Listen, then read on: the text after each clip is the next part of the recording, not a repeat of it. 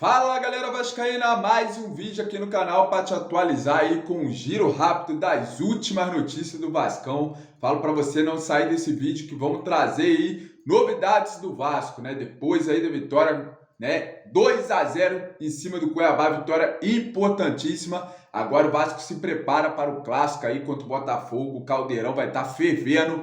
Com certeza, né? O Vascão precisa de mais 3 pontos aí para conseguir ali entrar naquele bolo já, né, nessa saída do Z4 do Campeonato Brasileiro. Vou trazer informações aqui sobre Rodrigo Caetano no Vasco. Então, acompanhe esse vídeo até o final, tem novidades importantes do Vascão. Se inscreve no canal, você que não é inscrito, bora lá dar aquela força para ajudar meu humilde trabalho aqui no YouTube. Valeu, galera, conto com a sua ajuda e agradecer a mais de 64 mil torcedores já inscritos aqui no canal. Então, sem mais enrolação, vou trazer aqui no vídeo Lucas Pedrosa falando sobre essa vitória do Vasco aí, 2-0 em cima do Cuiabá. Vitória importantíssima do Vasco, que a gente vai acompanhar o SBT Esporte falando sobre esse jogo, né? Falando ali sobre esse gol polêmico do Vasco, né? Quantas vezes aí já roubaram o Vasco no Campeonato Brasileiro, né? O Vasco foi o time mais prejudicado. Eu vi lá o treinador do Cuiabá, né? Falando ali que a linha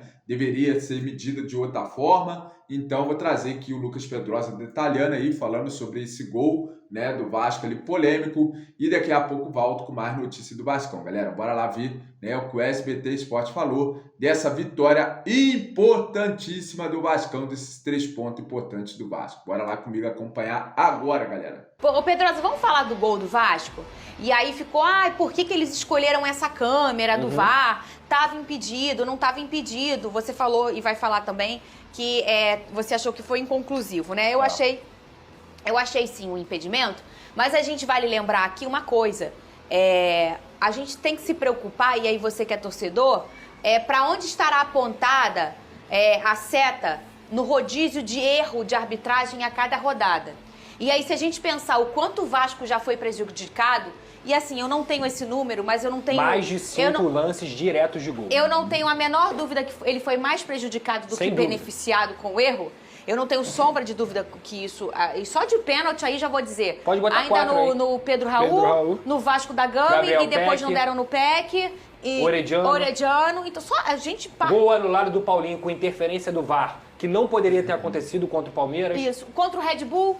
O Orediano. Então, assim, o Vasco foi mais prejudicado do que beneficiado em relação aos erros. E aí tem que ficar a oração a cada rodada, para o torcedor não ser o meu time prejudicado, ser o outro, porque na hora do mar ali a gente quer entrar no bar. Eu achei que estava impedido, sim. Você achou, Venê? Eu não consigo definir se estava ou não estava. Eu tô com o Pedrosa, eu acho que foi inconclusivo o lance. O que eu queria falar é exatamente isso. A arbitragem, ela vai definir o Campeonato Brasileiro. É você entrar em campo e torcer para a arbitragem não cometer nenhum erro contra o seu time e também contra o outro time, porque eu acho injusto ter erro de arbitragem. Se a gente tem aí um monte de tecnologia para poder ajudar, por que a gente vai ter erro de arbitragem? E esse lance mostra que a gente não sabe.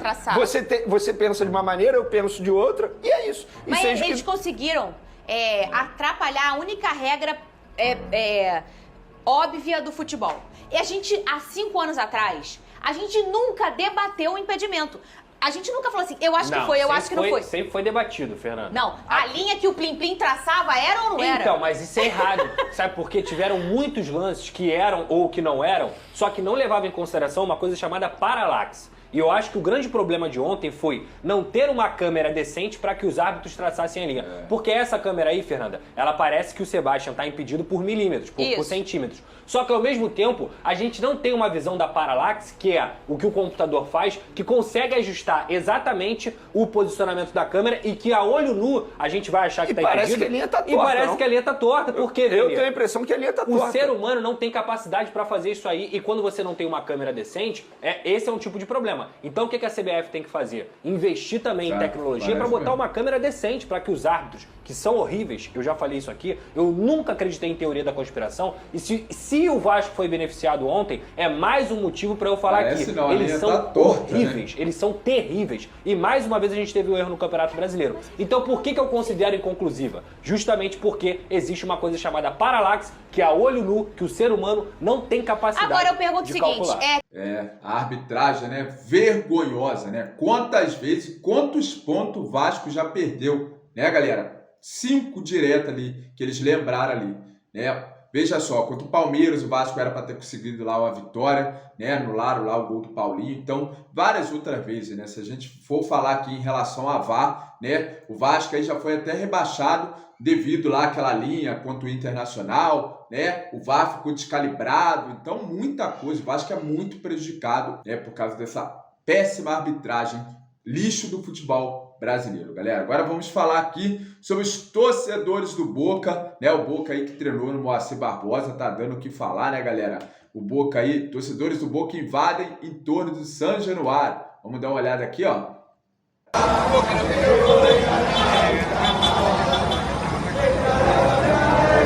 Acho que tem outro vídeo aqui também, ó. Invadindo ali a barreira, né? Tava vendo um vídeo deles que eles estão ali junto com os torcedores do Vasco, ó.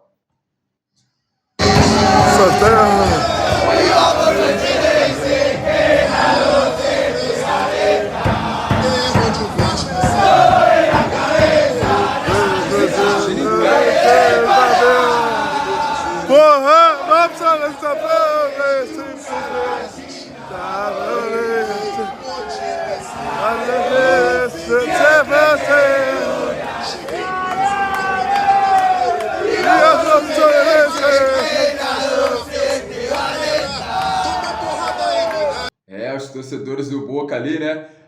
O torcedor do Vasco com certeza ali tá apoiando muito aí o Boca Juniors, né? Para passar por cima do Vigia das Américas, que nunca conseguiu nenhum título internacional e não vai conseguir, né? O Vasco aí com certeza tá apoiando o Boca para carimbar mais um vice aí em cima do Fluminense, né, galera? Então a torcida do Boca ali em casa sendo bem recebida pela torcida do Vasco. E agora eu vou trazer essa informação. Justiça nega liminar do Vasco pedindo a anulação do termo de permissão de uso do Maracanã para a dupla Fla-Flu.